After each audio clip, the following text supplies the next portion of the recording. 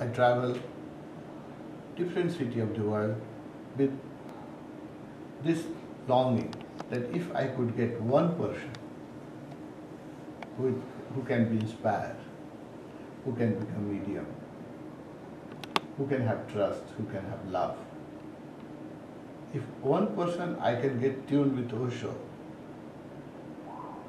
then the one will multiply into many. Really, we need somebody who is dedicated, who has trust. Single person has done miracles. Mass does not do any creative work. Creative work is done by individual.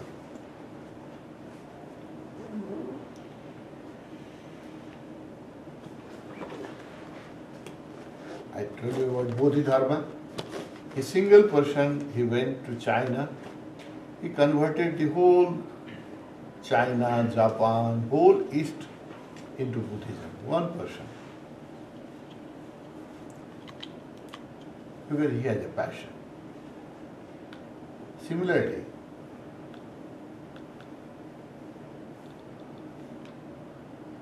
there was a famous Indian king, Ashok. He became Buddhist. So he sent his son and daughter, Sanghamitra and Mahendra. Mahendra was his son and Sanghamitra was his daughter. So he sent his son and daughter to Sri Lanka. And this two brother and sister, they went with the message and turned the whole Sri Lanka into Buddhism. Sri Lanka is a Buddhist country and is done by one brother and sister.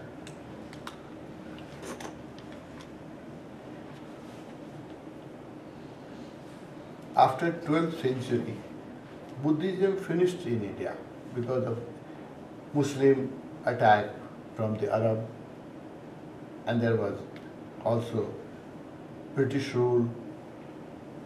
So Buddhism completely vanished from India. There was not a Buddhist shrine 100 years before, and not a Buddhist monastery, and it was very rare to find a Buddhist monk. Whole India became empty of Buddhism. Beginning of last century. Then one person from Sri Lanka, Buddha Bhikshu, his name is Dhammapal. He came to India to have a darshan of place where Buddha became enlightened. That's a Bodh Gaya. There is a tree under which Buddha became enlightened. So he wanted to come, he came to have a darshan. The whole place was controlled by non-Buddhists, Hindu monks, and there was no statue of Buddha, no worship of Buddha. So he became very shy. The country where Buddha became enlightened, and he had priests, and there is no Buddhist monk, there is no Buddhist monastery. So Dhammapal, just 100 years before, 110 years before, he stayed in India. He didn't go back to Sri Lanka. He was Sri Lankan Bhikkhu. So he stayed in India, and with his effort, one person effort, he revived again Buddhism into India. Now we have many Buddhist monasteries in India, many Buddhist Bhikkhu, all the places where Buddha became enlightened, where he left his body, where he gave his first sermon, all those places he revived, made monastery, initiated thousands of people, and because of one Dhammapal, one person, the Buddhism has become very alive in India in 100 years. So, one person is very important. We don't need mass, crowd. Crowd has never done any miracle. Crowd can do destruction. If we have to do some destructive work, you need crowd. When the Hindu crowd gather, they may burn Muslim temple. when Muslim crowd gather, they burn Hindu temple. These are happening in India and other part of the world. But temples were made by dedication of one person. It is destroyed by the crowd. So crowd is never creative. Individuals are creative.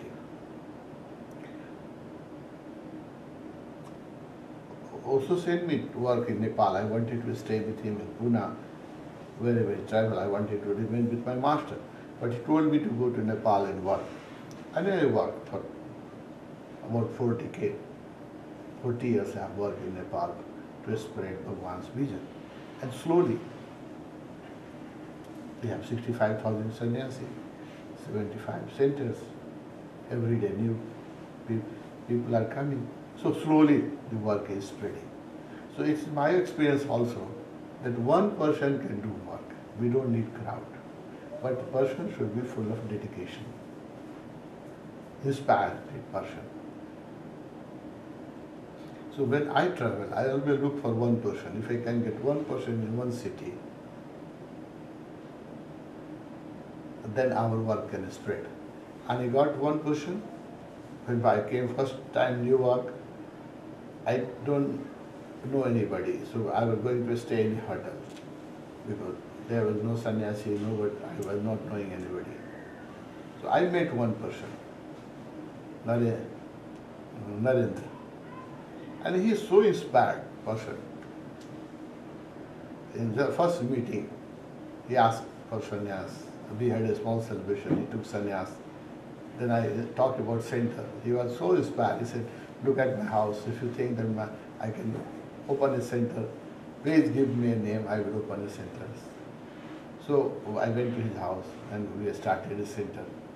And because of his efforts, this year there was a camp, lot of people came, lot of people got initiated, and we opened another center. So work has spread in New York and is spreading. Similarly, last time when I came to Dallas, I didn't know anybody. And there was no sannyasi. There was only one person we got connected through email, internet. So I stayed at his house, and he was so inspired person. I inspired him to work for master. And immediately he decided to buy a separate building for center. He purchased a separate building for center. And this time, because of his effort, last time we were few sannyas, we did a camp, and this time, because of his effort, 18 people took sannyas. And we have 50 people we were participating in the camp. So just one person, if we get one person in a city, we get the work can spread. Also needs one inspired, dedicated person. Then he can become medium. If he is surrendered, if he is open, he is ready to become a medium, then Osho can work through him. When Osho left his body in 19 January 1990, he left his body, physical body. We became very sad when he left his body. We thought his work will suffer now. But just before his death, he has said that when I will leave my body, your responsibility will increase to live me, to spread my message. And I will drop one body and I can work through the hundreds of bodies. I can speak through the hundreds of mouths if you are surrendered. So my leaving the body will not stop my work, rather my work will get more momentum if I get people who can become my medium. And his movement is getting new momentum since last few years. Every country I go, I see people full of hope and full of love for Osho, and his work is getting new momentum. Wherever I go, I find so loving people Osho attracts the most beautiful people of the world.